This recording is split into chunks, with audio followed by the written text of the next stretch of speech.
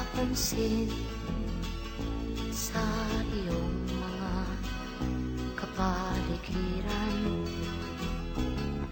Kay dumi na ng hangin, pati na ang mga ilog natin. Hindi na masama ang pag-unlad, at malayo-layo na rin ang ating narating. Ngunit masdan mo ang tubig sa dagat, dati kulay asul, ngayon'y naging itim. Ang mga duming ating ikinalat sa hangin, sa langit, huwag na nating paabutin.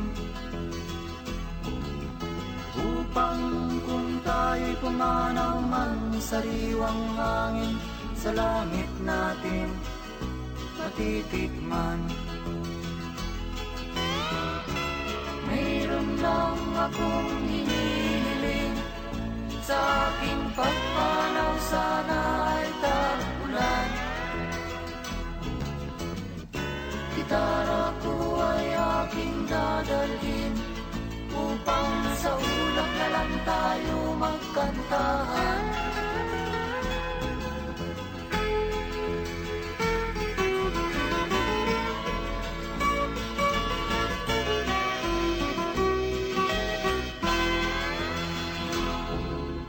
Ang mga bata ngayon lang isinilang, may hangin pa kayang matitikman.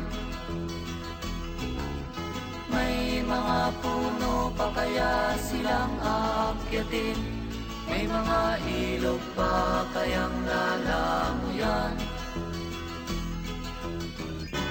Bakit di natin pag-isipan ang nangyayari sa ating kapaligiran? Hindi nga masama ang pag-unlad, kung hindi nakakasira ng kalikasan. Darating ang panahon, mga ibong dala ay wala nang madadapuan. Masdan mo ang mga punong dati ay kay katag, ngayon'y namamatay dahil sa ating kalokohan. Lahat ng bagay na narito sa lupa, biyayang galing sa Diyos kahit nung ika'y wala pa.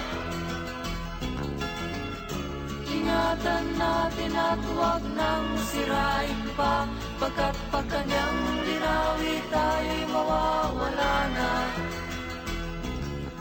Mayroon lang akong hinihiling, sa aking pagpanaw sana ay tag-ulan. Gitara ko ay aking dadalhin, upang sa ulap na lang tayo magkantahan.